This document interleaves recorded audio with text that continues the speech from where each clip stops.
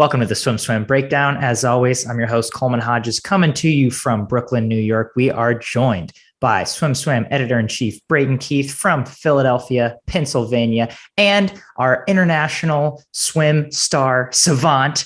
She covers everything worldwide, Loretta Race. What's up, guys? How's it going? Hey, good, Coleman. How are you? I'm doing great. It was an eventful week of swimming. Yeah, I'm excited. I don't want to talk chit chat about it. this week. I just want to do swimming. There was so much that went on. There's so much swimming. We're starting with the 2021 Winter Speedo Junior Championships, East and West. Wanted to get that one right. I'm going to say it. You guys doubted Thomas Haleman would break 6 snags, and he did. 6 snags on the dot. What do you think about that? These meets were crazy. Like each meet independently was fast enough that you could have called it the national championship. But when you have this at 2 separate meets, it's just like it's the continuation of this whole narrative we had after the pandemic kind of softened last year, where kids were just swimming fast and fast and fast. You're like, what happened? And now it's still going. This feels like a golden generation. Maybe this is the pinnacle. I think clubs for a long time have been getting more and more advanced in their training. And maybe this is sort of the pinnacle of that we're seeing. It's just crazy. Thomas Haleman is crazy. He could walk into a college team right now and he's a high school freshman and be borderline NCAA qualifier. Probably by March, he will have NCAA qualifying times. So, I don't know. It's wild. What Sandpiper is doing with especially with those distance girls is amazing.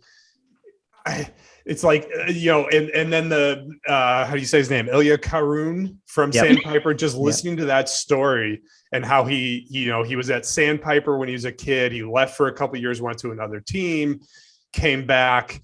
It's reading between the lines, it sounds like maybe it took him some time to adapt to back to the Sandpiper way of doing things. And once he bought in, like, who saw that national age group record coming?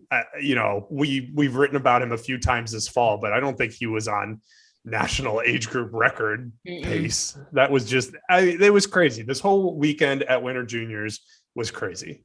When I saw Heilman, when our headline said 14th NAG, I literally read it as 4th. Like, that's literally what I thought it was over, like, what was it, 10 or 11 days, whatever. I was so taken aback by the fact that he just blew away that many records by that many former swimmers. Like MA, I think Michael Phelps is one of his records. I was like, oh my God. And I looked at his 2 fly. Okay.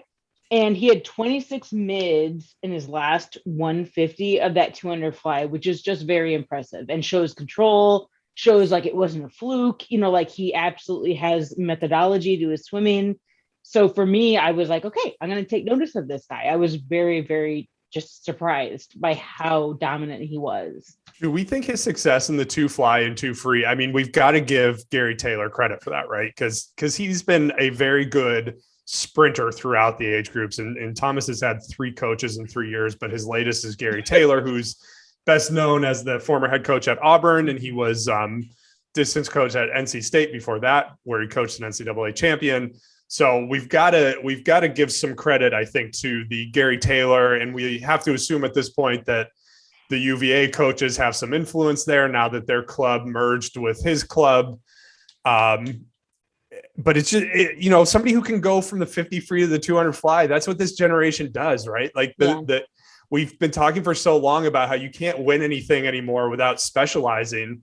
But then this generation comes along and they're like the anti-specialists. It's to that. Okay, I get that. But at the same time, we're talking about, okay, we're looking worldwide and we have David Popovici and we have Jacob Whittle, for example, okay, Romania, Great Britain, who are sub 50 at 14 years old in the 100 free. Mm-hmm. So it's phenomenal. Okay, kick butt in, these gamut of events. But at the same time, like when you think of, okay, medal contenders, there are 14-year-olds who have been, 2 seconds, 1.5 seconds faster than he is in the 100 free. So I get what you're saying. Like, you want to be okay, this like multidiscipline athlete, but there comes a time when you have to kind of focus on what's going to get you on the podium. Yeah. And he didn't swim the 100 free long course in finals. He wound up scratching in finals, but I honestly thought his 100 free would be a little better. You know, we don't have to be too critical of a 14-year-old, but just based on where his 50 was, which was 22.9, and where his 200 was, which was a 151. Right. I have to believe he can be a little, I think he was Coleman, fact check me. I think he was like a 51.2 or a 51.3 in the 100 free. Is that right? Yeah, you'd have to give me a minute on that. I bet I can beat you to All right, we're racing I think right it was now. 50. Did you guys ever? Something. Did you guys ever? Loretta Caucus.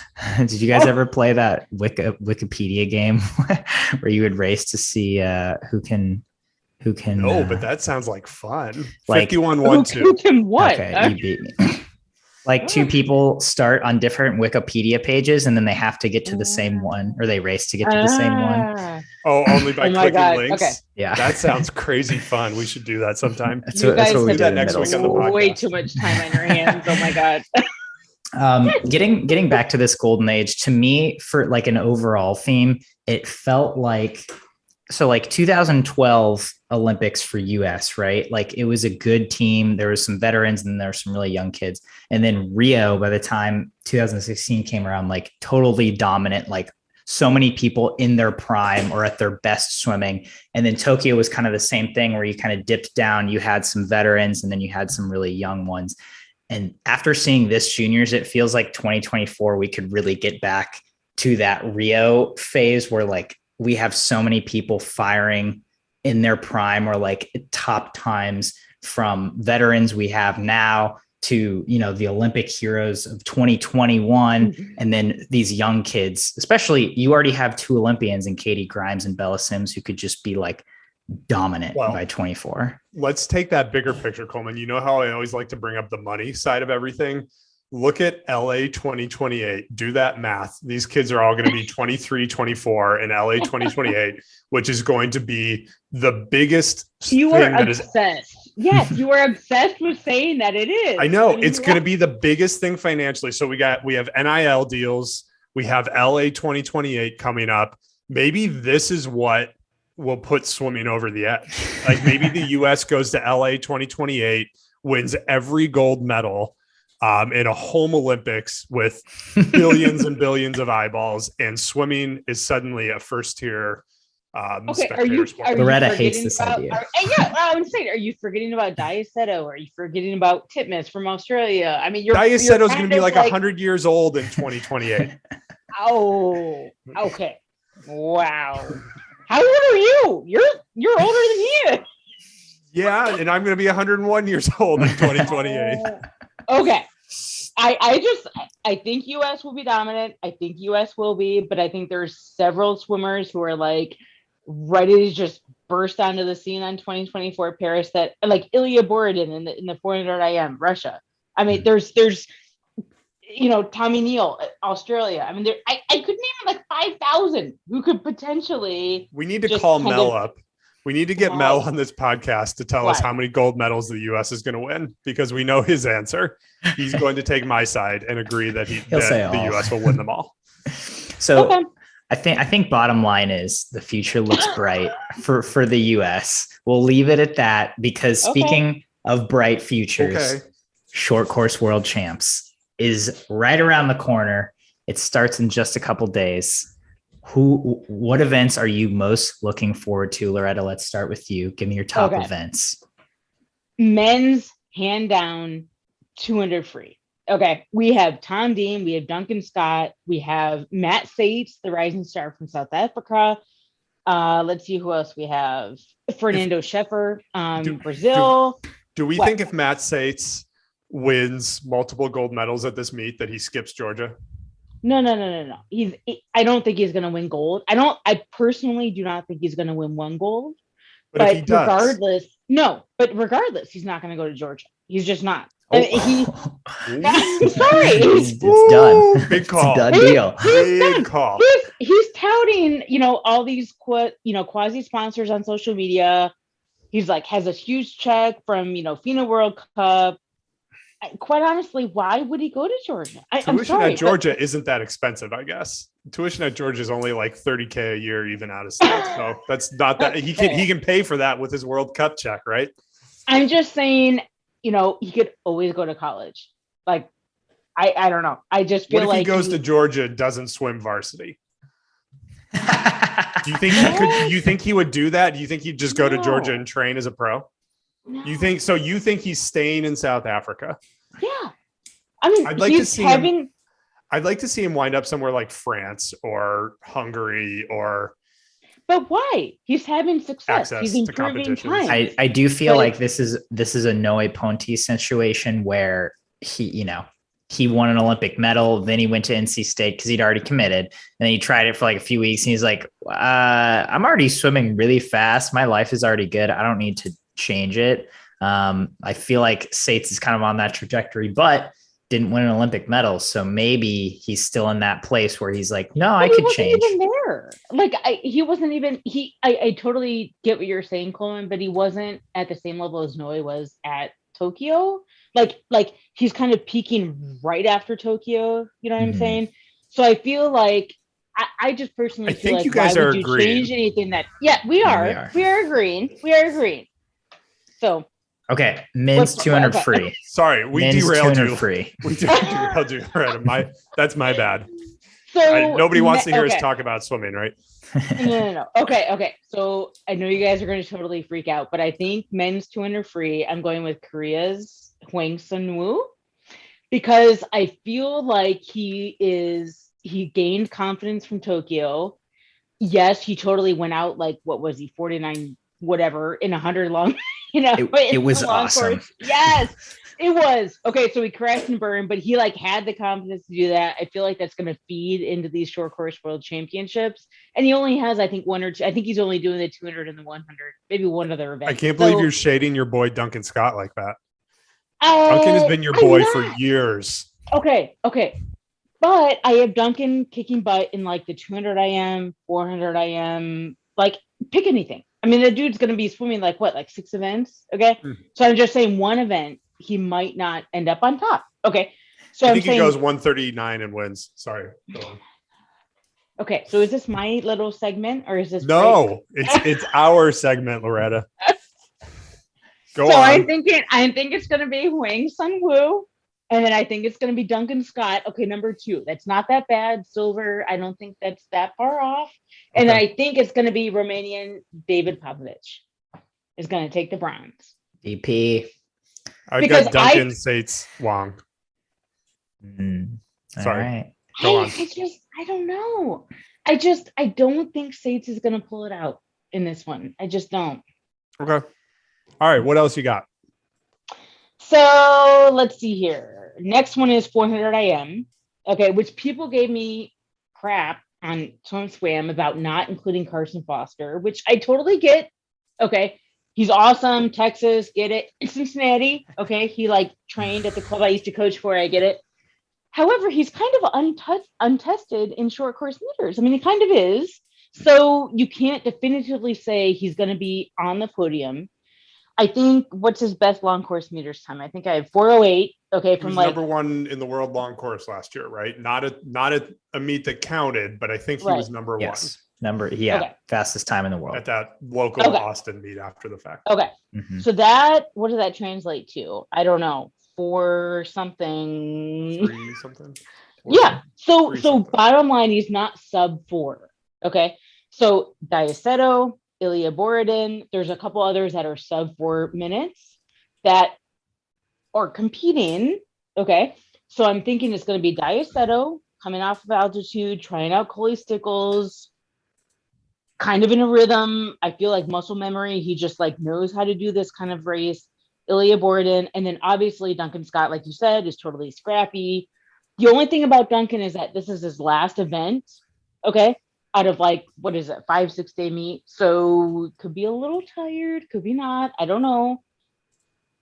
I like the first 2. I think Carson, given what you said, that it's Duncan's last swim of a long meet, I think Carson's going to bump Duncan maybe even Borden. I'm good with the Sato win, and I'd probably go Sato, Foster, Borden. I wish Leon Marchand from France was swimming this. I really do. Yeah, because I really feel like he would be a complete disruptor. I know. So he looks like he's 12 years old, but I honestly think he would totally just like bust out this awesome swim here. And so, dude, I'm all about Daya, but I don't see it. He's had 5 coaches in the last 3 weeks. He is the top time this season. Yeah. So who do you think's going to win, Coleman? I think Ilya. It comes down to Ilya and Carson. I think the two young, because Daya will have more events than both of them that week. And so they will be more fresh. They're younger. Daya's only swimming the IMs. He's not doing the 2 fly this time. Yeah, I mean he has one more individual than Carson at least. Okay. Well, so nobody has any. Is Rossetti from Italy swimming it? He is. Yeah, he is. He could be a spoiler. Is Matthew Sates swimming it? I don't think so. I don't think he is either. If I was him, I wouldn't. But yeah. Okay. So my next event, entered in it. He's entered in it. I don't know if he'll swim it. In South Africa, they can enter whatever they want because there's not like somebody else waiting for that spot. All right, Loretta, what else do you got? Okay, so my third event for the men is the 100 back. Okay. Obviously, the whole controversy about Coleman Stewart not being in there, so that kind of sucks. Okay. But we don't have Murray Murphy, but we do have Kolesnikov from Russia. We do have Glinta from Romania. We have Diener from Germany. So I kind of feel like it's kind of a crapshoot, like it's anyone's race, which is why I think it's one to watch, because whoever steps up that particular race is going to take the gold. Is Guido swimming? He is. Yep, I do have Guido. He has a top time of 48.95. I think he's the only one under 49. And so there's only actually a handful of swimmers that are under 50 that are actually competing in Abu Dhabi that are under 50. So that's why I'm saying it's like really close. And it's kind of like a crapshoot, really. So who do you think's going to win? Kolesnikov. I mean, he's kind of a machine. Yeah. Oh, thank you. He's kind of a machine. He is kind of a machine, but he also just has bad races sometimes. Yeah. Like more than other swimmers. Yeah, but you can't pick on that. I mean, I don't know. All right, let's talk about the women. I want to talk about the women. I've got 2 races I'm looking for. The first is the 100 breast. And I think probably the 2 names that everybody's going to be thinking about, Schoenmacher and Lydia Jacoby, have not swum a short course meters race this year. So that's going to be interesting. We know Jacoby hasn't been as good in yards as she has in long course meters. We'll see if that's just kind of a lack of peak training opportunities. But then you've got Alia Atkinson, you've got the Italian women, is Chikanova swimming.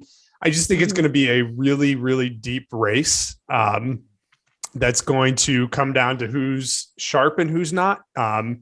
Chikanova's had some health issues, but she looked good at European Championships and then wasn't as good in the ISL playoffs. But, she should be building back into form. So I think that's going to be a fun one to watch. I've probably got I didn't prepare my picks, but I would probably take Alia Atkinson because she seems really race sharp right now. And I'd probably take Schoenmacher after that. And then for bronze, it's kind of like, can Jacoby do it short course or can she not do it short course? And that's kind of the difference. Whether it's broad, we don't know. It's, it's all a guess at this point. I would definitely take Alia for the win as well on that one. Lydia actually has swam short course at World Cups, but it wasn't. She had such a big drop going into Tokyo. It wasn't. The data points are like, what does this mean? She was like 5th, I think, and like maybe 4th at the same or 3rd. Time. Okay, I'm gonna push for my Great Britain girl, Molly Renshaw. She has totally kind of had like resurgence. So she broke a couple records a couple years ago, and then she kind of like laid low for a bit. So, but she has kind of pumped up a little bit in the recent months. So I wouldn't count her out as a potential minor medal contender. Yeah, maybe. She was 104.8 in the ISL. It's probably going to take a 103 to medal, I would guess. So that's close enough to be reasonable. Mm-hmm. It's also, I feel like it'll just be interesting to see what athletes are doing who are in the ISL, like coming off of ISL into this. Like, like, is there enough time for a training block? Will they do a full taper? I guess it'll just be interesting to see where athletes are at. Yeah, and that's a big topic in our previews is, who was in the playoffs, who was in the final, who wasn't. And we haven't really seen anything like the ISL in terms of the competition line out. So we don't know if there's a lot of great coaches in these ISL bubbles, and maybe they're figuring out how to sort of hone this without it totally nuking your end of season meet. I don't know. I guess we'll find out. This will be interesting. This will be an interesting meet for that reason alone. So what's your other race, Braden? It's a race we don't focus on a lot in the US, but it's the women's 50 fly, which it's a curveball, right? But when you look through it on the women's side, it's easily the best field. You got Sarah Sjostrom, who is not swimming the 100 fly.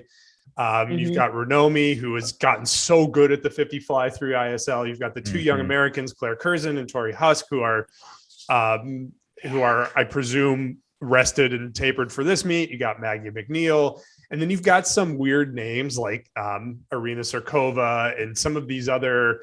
Okay, Holly Barrett. I'm waiting for you to mention Holly Barrett here. Okay, and Holly Barrett, who's the only Australian swimming, right? Yes, she is. She is. So there's a lot of I think in this women's 50 fly, there's a lot of kind of less traditional names. Maike de Ward. Who am I forgetting? I'm probably forgetting somebody, but it's Beryl from France. Beryl Gastaldello from France. Who is also training with Coley. Speaking of which. So, I think there's a lot of ways this could go. It both has star power with Sarah Sjostrom and Maggie McNeil and Renomi Krumowyoyo, but it still feels like a wide open race. And that's the best to me. That's peak world championship swimming, is having a race that both has stars and feels like it could go anyway. I wish Kelsey Dahlia was there because she was so good in ISL, but her sister Taylor just got married last week. Congratulations, Taylor. It was an adorable wedding in a cabin. It was so cute. Check it out on Instagram. Probably in Kentucky. Was it in Kentucky? I think it was in Tennessee. I think it was in Nashville. Yeah. I also don't think Kelsey was invited to the meet because of how they picked the roster. So, who actually, we talk a lot about the American selection system. And as I'm doing these previews, who actually had a way more painful selection system? Canada. Bailey Anderson is number 1 in the world in the 400 IM this year, and she's not swimming it. And there's 3 swimmers in front of her in the pecking order because Summer McIntosh isn't swimming it either. And so who is Canada? Yeah, right.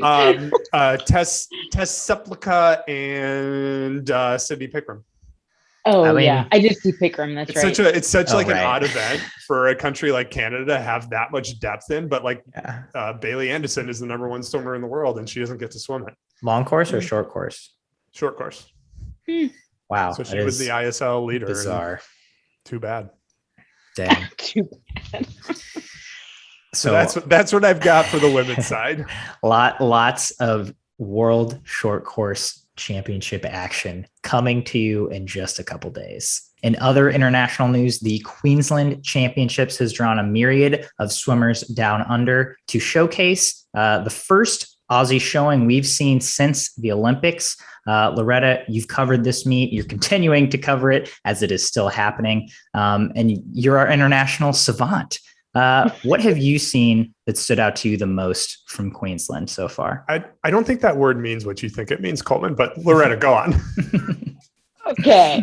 So the 200 breast men's, Zach Stubblety-Cook, the Olympic champion, proved that his gold medal in Tokyo was not a fluke. Okay. He just totally threw down a 207 flat. Okay. For him, that's I can't believe more people weren't stoked about that. Oh my gosh. I was like, come Come on. I think they were like stuck in US, like Western and Eastern Junior. I don't know. But bottom line, 207 flat. Okay. That still would have won the gold in Tokyo, believe it or not. I think he won it like 206.38 or something like that. But that still would have won gold. Okay. And it's his third fastest performance of his career. And he's, what is he, 22, 23, 24? Okay. So still totally viable for Paris 2024. And I personally don't know how long he's been training. I don't know if he took a break after Tokyo, but Queensland's championship, it's big. Okay. But it's not obviously like a world championship. So it's still, it means a lot that it's quasi in season in a way for him. And I feel like what was his final split? It was like 31-57 on his final 50. So it wasn't just like I don't know. I know. So that for me was like the number one performance so far. And then just today, Ariana Titmus, the 200 and 400 Olympic champion, did a 4:04 in the 400 free. I think it still would have landed on the podium in Tokyo. And yes, she has like a totally sub 4 minute, badass time is like her personal best. But this, again, just kind of signified that she's just a total thoroughbred, like total speedster. She knows this 400 free in and out. So I think she's honestly like the favorite already for Paris 2024. And then we have Molly O'Callaghan, in the 17-year-old Olympic medalist, who also already won the 100 free, 100 back, 200 free. So, I mean, Aussies are looking good. So Molly, everybody will recall, is the swimmer who I guess surprised the Australian coaches at the Olympics. They had this 800 free all lined up, probably expecting to get the win with their stars, put Molly on the leadoff leg of the prelims relay. Oops, she broke the world junior record, but they had to put Emma on, they had to put all these swimmers on. And if she had repeated her prelim swim, they would have won gold instead of bronze. So I think now is her moment to show those coaches, like, I'm the next star. You need to plan these relays with me on the finals relay. Like you can't put me in the, let's put her in prelims and see how it works out group anymore. I'm now on the finals relay no matter what. Yeah. I think the two tactical errors in that relay were, one, not putting Leah Neal in prelims, and then two, also putting Titmus as the leadoff instead of the anchor. So that's a whole nother, discussion, but I do feel like there were two major tactical errors on that particular relay. But I also feel like this also begs the question, like, okay, Shayna Jack coming back from her 2-year doping suspension, hasn't raced since, 2019. Yes, at these Queensland Championships, it's just one competition. It's her first one back. She has put up some like near lifetime bests. Okay. But with Molly, C1, Kate Campbell is still, vying for Paris 2024, at least right now. Like, is there room for Shayna Jack? Yeah. I think the Campbell sisters will retire before then. I mean, just like watching Kate's Instagram posts, she feels to me as somebody who's transitioning to the next period of her life personally. And I think to me, that's where the opening for Jack comes in. I think you could also make the argument that maybe it doesn't matter. I mean, maybe there's a lot of good young sprinters in Australia. And I think even the Campbell sisters, for everything they've done for Australia and for how good they've been, I think it's past the point where they know that they are going to be able to sort of walk their way onto those relays. Yeah. I mean, they still have to make the team, right? At trials or at whatever trials it is. If Shayna Jack can get back to her old best and do it at a trials finals, it certainly seems like, she's only 23. She can be there. I know. And after missing 2 years, I know she was good. I mean, she started this.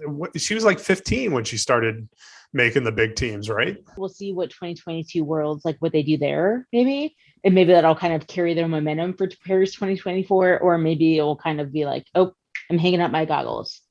I don't even know if they're going to swim try. I mean, are either of them back in the pool yet?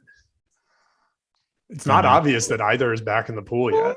It's not. And Bronte has she basically said COVID hurt her shoulder to a point where she's got a rehab. So 2023 might be their target. They might be thinking, I'll go 23, 24 in a little block and then be done. Well, and also like they could like just swim the 50 and like make the relay or something like that. You know, it's like sprinters have options. They do. Yep. One interesting point about Molly O'Callaghan, she won 3 medals. She was a prelim swimmer on all 3 of Australia's medaling relays, 2 of which were gold. So at 17 years old, she's got 3 Olympic medals already. Yeah, I mean, but she could have 3 golds instead of 2 golds and a bronze. You're right. But it's like, you don't know that. They had the, after the relay mishap for the 4x2, at least they were like, hey, swim the prelims, anchor the prelims medley. So it seems like she's on a freight train and it's not stopping. All right, bring it back to the domestic side of things. The College Swimming Coaches Association released their top 100 coaches of all time list. This list included coaching greats, college coaching greats such as Doc Councilman, Terry McKeever, Dave Durden. The list goes on. But what I want to know from you two, who's your biggest snub? Who are you disappointed at most that did not make the list? I think they did pretty good. I'm going to go on record saying that. I know we have about 600 other coaches in the comments that absolutely had to be on the top 100 list. I think they did pretty good. If I had to pick a snub, it would be Rob Orr from Princeton. He's got 330 dual meet wins, which I know in college swimming, dual meet wins aren't that big of a deal. But in the Ivy League, I think they're a bigger deal than in most places. 23 conference titles, a couple of NCAA champion relays. He was there when Princeton was still sort of a big national power. To me, if I was going to add somebody to the list, I think it might be him.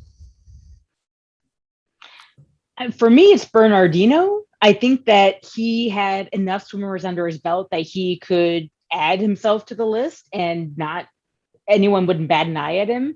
So I feel like he's also still on staff. He's still kind of like in the circle. So for him not to be on the list was a little surprising for me.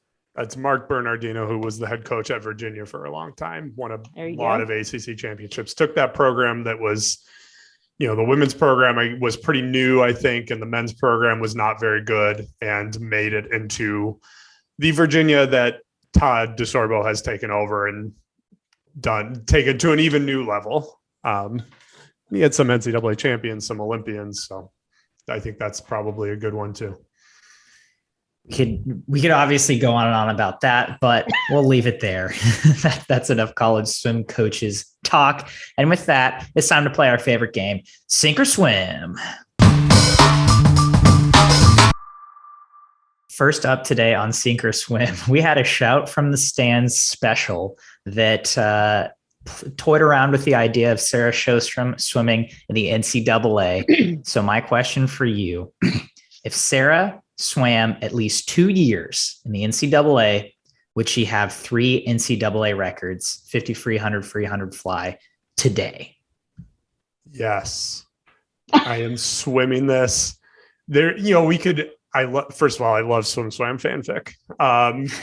But if we could do this with a lot of athletes, but I think to me, there's nobody for whom this makes more sense than Sarah. She was, she broke the world record at 14 and was the world champion at 14, right? In 2009, she was 14. Mm-hmm. So it's not out of the realm of reason to presume she was already the best in the world at 18, no questions asked. And for anybody who remembers, I know a lot of swimmers have caught up to her, but she was just hammering these records. She was breaking her own records in ways that made herself look slow, and her own original records were already making everybody else look slow. So, and she was doing that at a college appropriate age, which I think is a big key to this sort of discussion is are they doing it at a college appropriate age? So I am absolutely swimming that she would have at least 3 NCAA records if she had swum at least 2 years.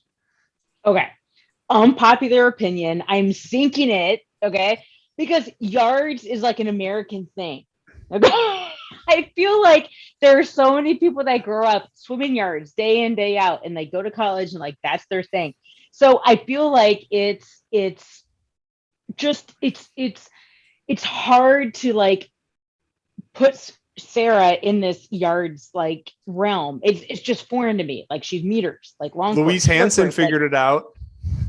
Yeah, because she was in a college program, like, and like we saw that as evidence. Like, I just feel like this is totally too hypothetical. I can't go there. That's what fanfic is all about. Braden, you said this was like the best person to do this with. I was like, who else could we have done it with? I was like, we should have done it with Katinka. And then I was like, oh, she did swim in the NCAA. Never mind. We've done that. Fanfic, Katinka Hozu, but Shane Tusup is swimmer coach at USC. Okay. I mean, he was a swimmer at USC. I know. That's why I said swimmer coach, Coleman. That's a thing that used to happen in sports in like the 1920s. Yeah. Look it up. Where's Tori when I need her? Okay. Moving on. We saw Golden Goggles hosted in Miami this past week. You can go read about it if you didn't read about it already. But my takeaway was that Katie Ledecky won her 7th female athlete of the year award, tying her for Michael Phelps for the most Golden Goggles in that category. Do you think that she will win an 8th and pass the GOAT to become herself the GOAT? I'm swimming this begrudgingly. I have lots of grudges with the Golden Goggles and how they're given out, and I understand why they do it. Like it's a happy, puffy event, and the more they can get Caleb Dressel and Katie Ledecky on the stage, the better it is for USA Swimming. I get all of that. I think she's going to continue to win the 800 and the 1500 for as long as she wants to. And if you start looking around at the US women's team and who might win 2 individual golds in Olympic events, it's not a long list. Like Reagan Smith could, maybe Tori Husk you could talk about, maybe, there's a lot of maybes, but I think Katie Ledecky will continue to go through the next 2 world championships and Paris and churn out her 800, 1500, win a medal of some color in the 400, maybe pick one up in the 200, swim at least a relay. And based on the way they pick these things, that's just going to be enough. I am of the camp that I think Katie Ledecky might be done swimming best times, but she's still going to win the medals that will justify giving her this award at least once in this quad. So I think she absolutely will get number 8. Yeah, I totally swim it as well.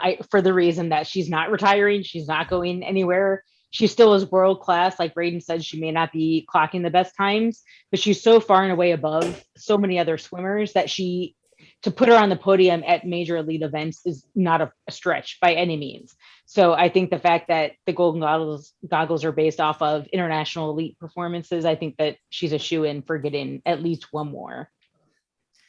Would you all have picked someone else for female athlete of the year this year? I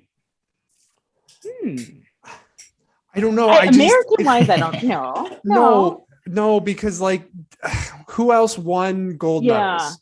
Right. Jacoby. What? Yeah. I mean, Jacoby won the 100 breasts. And she got race of the year. Yeah, right. So, and they're behind the scenes. They're splitting these awards. Like, oh, Ledecky gets this one, so Jacoby can have this one. That's it, right? It was just the 3 of them. I mean, so I guess not. Fan vote? I get the fan vote.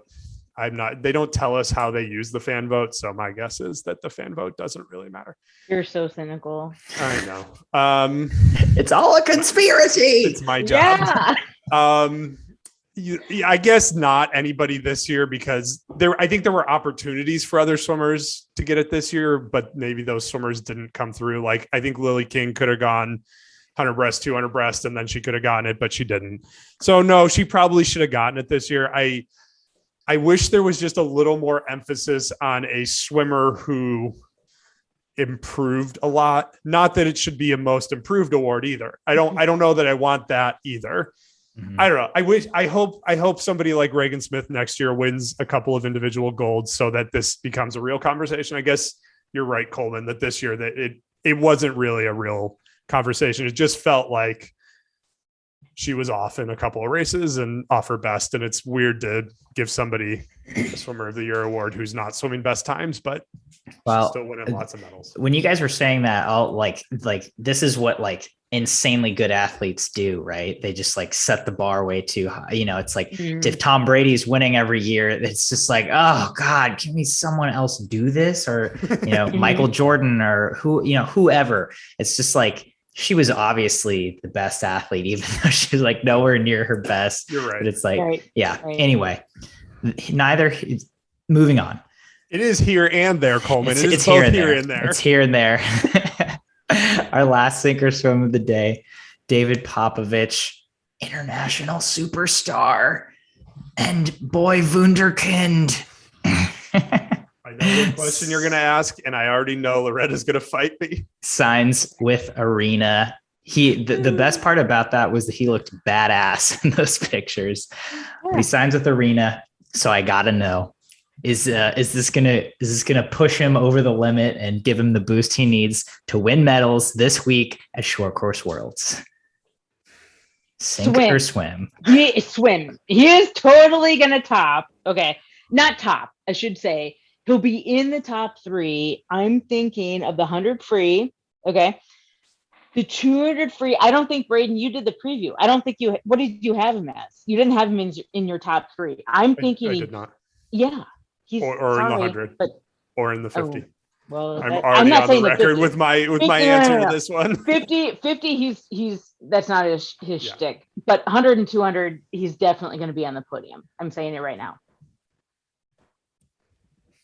So, yeah. But why? I mean, why was he only 142 in the 200 free at Euros? Like 142 isn't going to cut it. So, what? I mean, call it time. Call your time. What do you think his time's going to be in the 200 free? Okay. See, the thing is, at these international championships, it's like best times go out the window. It's just they play to the field, like whatever the field. Yeah, but that was his best time. It just wasn't that fast. It wasn't medal worthy. Okay. And I think it was a second plus from medal. But you wanted me to put Carson Foster in the 400 IM, like top 3? I mean, yes. It's like, okay, well. I think he's going to be 4th in the 100 and the 200 free. That's what I think. I think because think about the lead up, think about the summer. We saw him swim fast like a few times in a row, right? Mm-hmm. And he wasn't that fast at Euros. He wasn't world's medal times at Euros, because I think those 100, 200 free are good races. I mean, he literally had Euros and then he had the Olympics. I mean, like a lot of swimmers didn't do both. Yeah. I'm sinking it. I think he's going to have, I think he's got a better shot in the 100 just because of the field, but I think the 200 free field is too good. I'm just saying, I think he thrives on that. I do. I think he thrives on that and like wants to make his mark. So I think this is going to be it for him.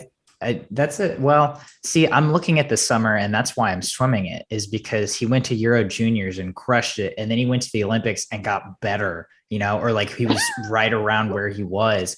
And it like the 200 free field at the Olympic final was insane. And he got 4th. And like coming off of Euros, like we already know he can double taper. And my thing is, he didn't swim ISL, which granted less short course meters racing, but like he lives in Europe. He races short course probably pretty often, or at least trains it often. Mm-hmm. Like he's he's probably focused on this meet. And like he's resting. He's going to do. Guess how many short course meters meets he's swum since 2018? 5.